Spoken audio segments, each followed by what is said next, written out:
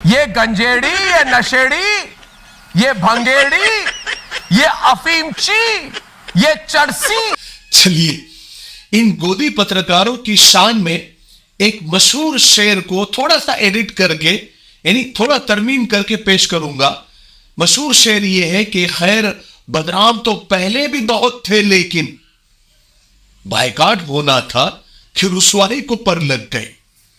जब से India alliance ने इन 14 पत्रकारों की बायकॉट की लिस्ट सार्वजनिक यानी आम की है, तब से देश में और खास करके मीडिया जगत में जैसे कयामत टूट पड़ी है, हाहाकार मचा हुआ है। गोदी मीडिया की हालत कुछ इस तरह से हो गई है कि तड़प तड़प के इस दिन से आह निकलती रही, ऐसा क्या गुनाह किया कि हम लुट गए।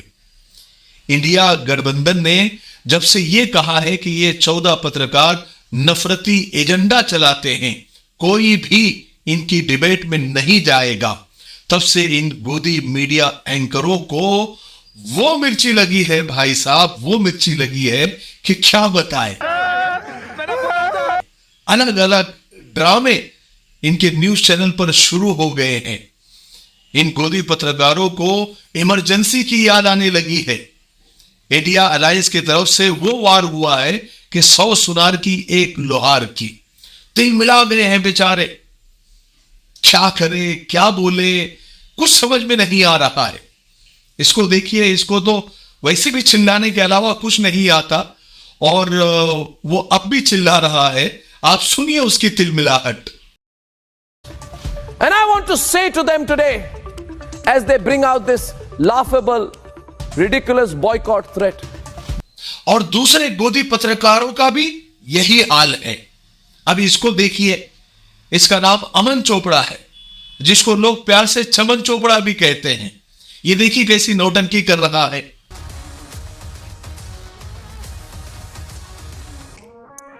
शायद यही चाहती है कांग्रेस। और इस पत्रकार को लोग गुल्लू कहते हैं, हम नहीं, लोग गुल्लू कहते हैं। थोड़ी मर्यादा रखिए। ये कह रहा है, ये दोनों पत्रकार कह रहे क्या हम चुपते सवाल ना पूछे, क्या हम तीखे सवाल ना पूछे। अब इन चमन चोपड़ा को और गुल्लू को कोई समझाए कि सवाल सरकार से किए जाते हैं, सत्ताधारी लोगों से पूछे जाते हैं। इन्होंने सिर्फ 9 साल अपोजिशन से ही कड़वे सवाल पूछे हैं, अपोजिशन को ही कटघरे में खड़ा किया है, कभी सरकार को नहीं। और सरकार से ये लोग मीठे मीठे प्यारे प्यारे सवाल पूछते हैं। आप खुद देखिए। आप थकते क्यों नहीं? ये एज में अभी इतनी एनर्जी आप कैसे लेकर आते हैं? क्योंकि आपकी उम्र में बाकी लोग शायद कल्पना भी नहीं कर सकते। आप अपनी जेब में पर्स रखते हैं क्या? पर्स रखते हैं क्या? बटुआ जिसके अंदर पैसे होते हैं। आप क्या खाना पसंद करते हैं और कितने मील्स खाते हैं दिन में? मोदी ही मुद्दा है, ब्रांड मोदी बहुत विशाल हो गया। आप फकीरों की तरह रहते हैं, आप फकीर अपने आप को बताते। मजा आया। और 9 साल इन लोगों ने सिर्फ और सिर्फ नफरती खबरें फैलाई है, नफरती डिबेट किए हैं। इस चमन चोपड़ा की मिसाल एग्जाम्पल के तौर पर सिर्फ इस चमन चोपड़ा की नफरती डिबेट को आप देखिए, देख लिया ना आपने।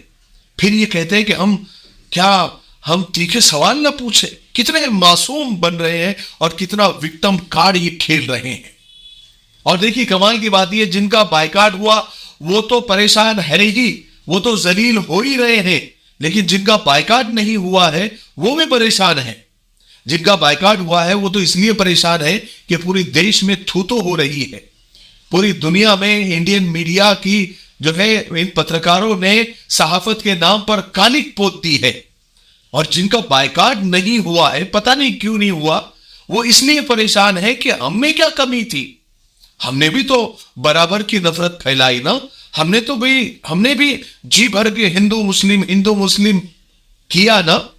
फिर हमारा नाम लिस्ट में क्यों नहीं? कहीं ऐसा ना हो कि हमारे पेमेंट में कुछ कमी हो जाए कि तुमने बराबर काम नहीं किया, तुम्हारा नाम लिस्ट में क्यों नहीं है। ये हमारा मिफ्ताही तलबीना है, ये नबवी नुस्खा है। आप सल्लल्लाहु अलैहि वसल्लम ने फरमाया ये पेट की बीमारियों के लिए बहुत मुफीद है। और ये सुन्नत भी है, ग़िज़ा भी है, शिफा भी है, दवा भी है। इसे बनाने का भी बहुत आसान तरीका है। 1 गिलास दूध में 2 चम्मच तनबीना डालकर इसे उबाल ले, खीर की तरह बन जाएगा। और फिर इसमें शहद या शक्कर डालकर आप भी पिए, बच्चों को भी पिलाए। घर में हर एक उम्र के लिए ये मुफीद है। स्क्रीन पर आ रहे नंबर पर आप कॉल करें, आप दुनिया में कहीं भी हो ये आप तक पहुंचा दिया जाएगा। ठीक है, 1 से ज्यादा लेंगे तो कुरियर फ्री है। अगर आप डिस्ट्रीब्यूटर बनना चाहते हैं तब भी इसी नंबर पर आप कॉल करें। मुझे उम्मीद है कि आप जरूर, एक मर्तबा क्यों नहीं होता, आप खरीदेंगे। ठीक है, इससे एक फायदा जरूर हुआ। क्या फायदा हुआ कि हम बहुत जमाने से गोदी मीडिया, गोदी पत्रकार हम सिर्फ सुनते आए हैं, या फिर हम अंदाजा लगाते थे कि ये गोदी पत्रकार है, ये गोदी पत्रकार है। लेकिन इंडिया अलायंस ने इनको सर्टिफिकेट दे दिया है। अब ये 14 के 14 सर्टिफाइड हो गए हैं। यानी इंडिया अलायंस की तरफ से एक तरह से इन नफरती पत्रकारों को ब्लू टिक मिल गया है। एक यूजर ने बड़ा अच्छा ट्वीट किया है कि एक आदमी का तन ढकते ढकते पूरा मीडिया नंगा हो गया।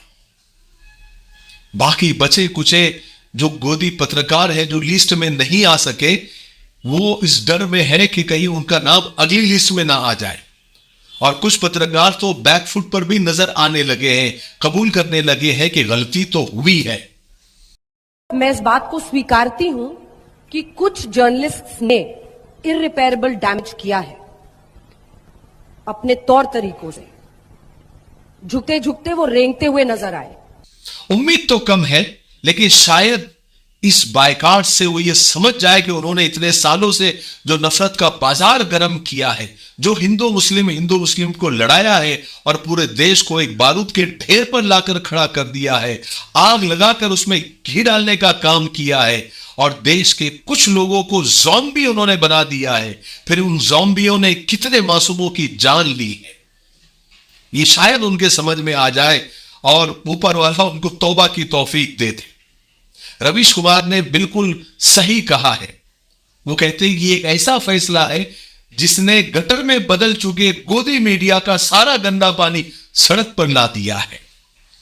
आप लोगों का क्या कहना है इस बायकाट के ऊपर, वो आप कमेंट में जरूर बताइए। मैं आपके कमेंट पढ़ता हूं। आखिर में मीडिया के ऊपर इकबाल हसन साहब की ये 4 लाइनें बोलकर मैं आज की वीडियो को खत्म करूंगा। वो कहते हैं कि यहां खुशबुओं की रफाकतें न तुझे मिली न मुझे मिली, वो चमन जिस पे गुरूर था न तेरा हुआ न मेरा हुआ, वो जो ख्वाब थे मेरे ज़हन में न मैं कह सका न मैं लिख सका, कि ज़बान मिली तो कटी हुई, कि कलम मिला तो बिका हुआ।